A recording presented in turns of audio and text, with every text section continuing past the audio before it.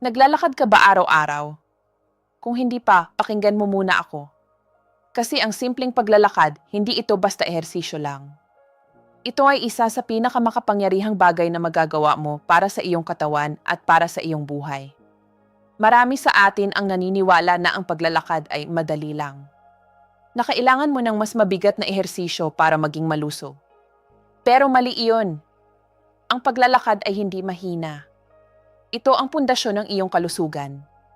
At ngayon, ipapaliwanag ko sa inyo kung bakit, gamit ang agham, simple at malinaw. Una, pag-usapan natin ang utak. Ang paglalakad ay nagbabago ng iyong utak. Sa loob ng iyong utak, may bahagi na tinatawag na hippocampus. Huwag na kayong mag-alala sa pangalan. Ang mahalaga ay ito, ang bahaging ito ang responsable sa iyong memorya, sa iyong pag-iisip at sa iyong katalinuhan. Habang tumatanda tayo, ang bahaging ito ay natural na lumiliit.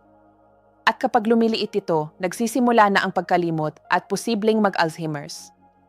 Pero natuklasan ng mga siyentipiko ang isang bagay na kamangha-mangha. Sa isang pag-aaral, ang mga matatandang tao ay naglakad ng 40 minuto, 3 beses sa isang linggo. Pagkatapos ng isang taon, inuskan nila ang kanilang utak. At ang hippocampus ay lumaki. Hindi lang tumigil ang pagkasira, lumago pa ito. Ito ay nangyayari dahil ang paglalakad ay nagpapalakas ng daloy ng dugo sa utak at nagdudulot ng isang protina na tinatawag na GID. Isipin mo ito na parang pataba para sa iyong utak. Kaya naman, ang mga taong regular na naglalakad ay mas maliwanag ang pag-iisip, mas maganda ang memorya.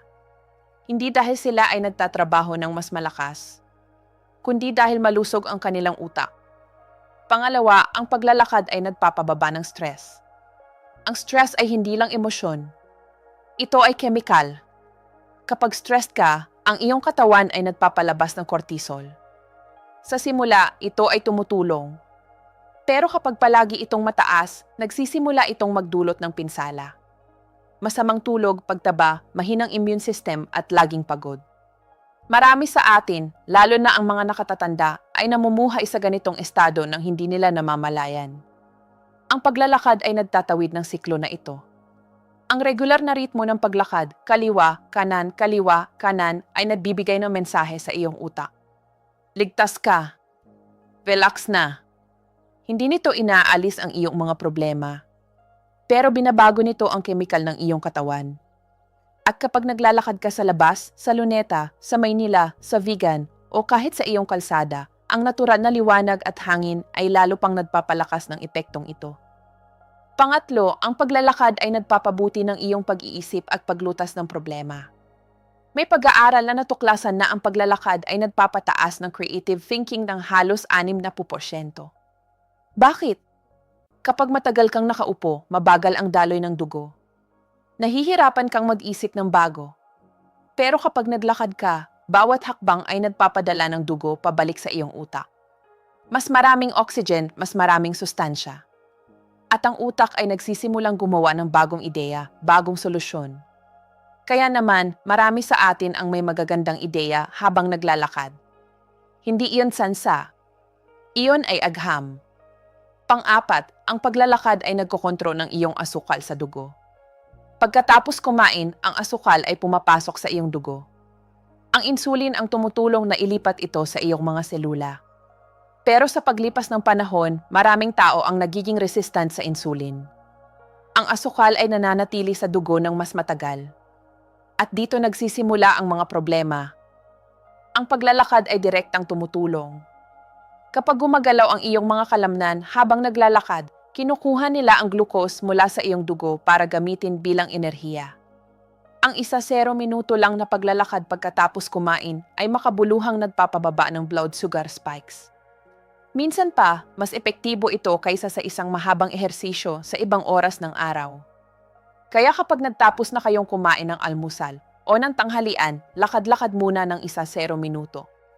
Simple pero napaka-epektibo. Ikalima, ang paglalakad ay nagbibigay ng tunay na enerhiya. Sa loob ng iyong mga selula, may mga tinatawag na mitochondria. Ito ang mga pabrika ng enerhiya ng iyong katawan. Kapag hindi ito gumagana ng maayos, palagi kang pagod kahit natulog ka ng matagal.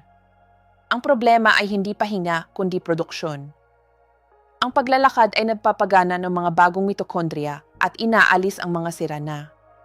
Hindi tulad ng mabigat na ehersisyo na nagpapataas ng stress hormones, ang paglalakad ay ginagawa ito ng dahan-dahan at sustainable. Kaya ang mga taong regular na naglalakad ay hindi exhausted, hindi hyper. Sila ay may malinaw, matatag na enerhiya. Kayang-kaya nila ang kanilang araw. Ika-6, ang paglalakad ay nagpapabuti ng iyong digestion. Ang digestion ay nangangailangan ng galaw. Ang iyong intestines ay gumagamit ng muscle contractions para ilipat ang pagkain. Kapag matagal kang nakaupo, bumagal ang prosesong ito. Kaya naman may bloating, discomfort at constipation. Ang paglalakad pagkatapos kumain ay natural na ginagalaw ang iyong digestive system. Ito ay hindi bago.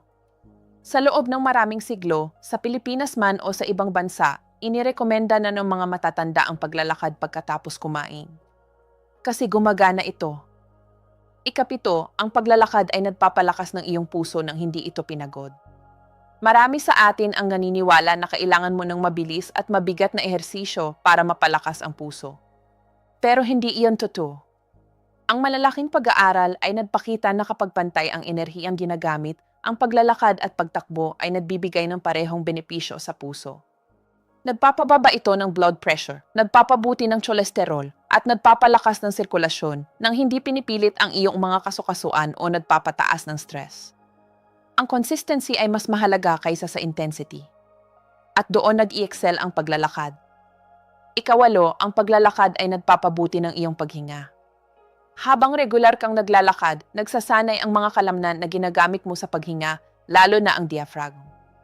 Ang iyong katawan ay nagiging mas mahusay sa paggamit ng oxygen. Ang paghinga ay nagiging mas malalim, mas tahimik, mas kontrolado.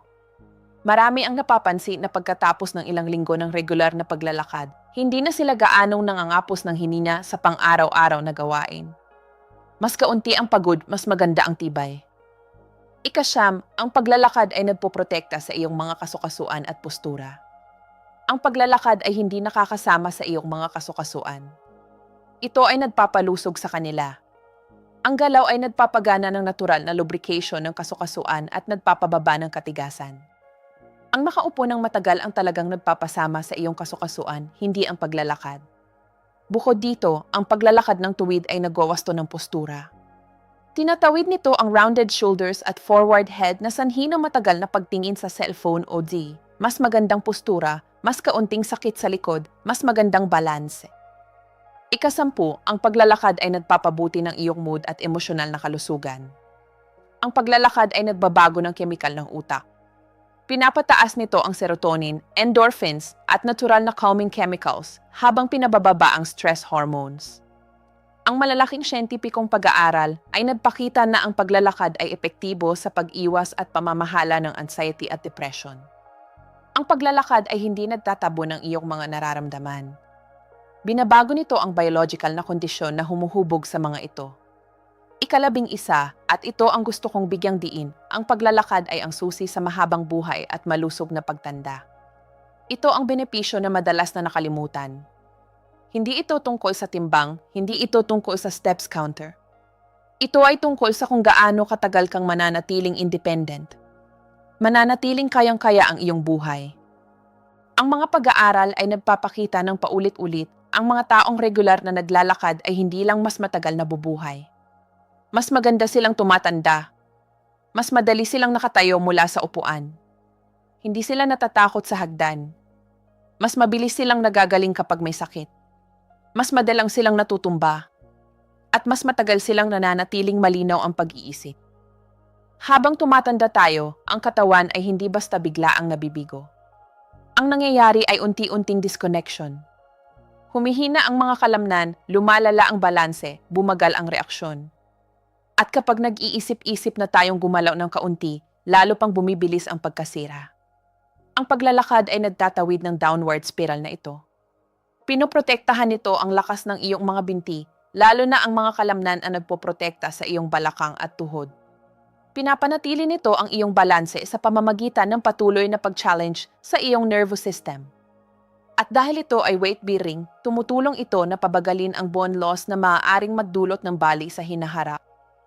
May malakas ding koneksyon sa utak. Ang pangmatagalang gawin ng paglalakad ay naugnay sa mas mababang rate ng cognitive decline at dementia. Hindi dahil magic ang paglalakad, kundi dahil ang galaw ay nagpapanatiling bukas ng daluyan ng dugo, nagpapababa ng inflammation at nagpapanatiling aktibo ang mga koneksyon ng utak. Ang paglalakad ay nagpapanatiling kinagkukwentuhan ang lahat ng sistema ng iyong katawan. Ikalabintalawa, at ito ang lihim na marami ang hindi alam. Ang consistency ang pinakamahalaga, hindi ang bilis, hindi ang dami ng steps. Ang katawan mo ay palaging nag-a-adapt sa pinakamadalas na nararamdaman nito. Kapag isang beses lang mangyayari ang isang bagay, ituturing ito ng katawan na ingay. Kapag regular itong nangyayari, ituturing ito ng katawan na signal. At sa signal na iyon nagsisimula ang lahat ng pagbabago. Hindi mo kailangan na maging perpekto. Hindi mo kailangan ng mahabang lakad araw-araw. Hindi mo kailangan ng motivation. Ang kailangan mo ay paulit-ulit. Ang 15 minuto na paglalakad 5 beses sa isang linggo ay mas epektibo kaysa sa isang mahabang ehersisyo at 6 na araw na walang galaw. Ang maikling paglalakad pagkatapos ng hapunan, ginawa ng tuloy-tuloy, ay mas nababago ng blood sugar control kaysa sa sporadic na ehersisyo. Kapag naniniwala na ang iyong katawan na bahagi ka ng mga taong gumagalaw, saka magsisimula ang mga pagbabago, dahan-dahan, tiyak at paulit-ulit. Ang paglalakad ay hindi basic. Ito ay foundational. Ito ang galaw na naiintindihan ng iyong katawan. Ito ang gawin na tahimik na sumusuporta sa iyong puso, metabolism, kasukasuan at mood, lahat sa sabay-sabay.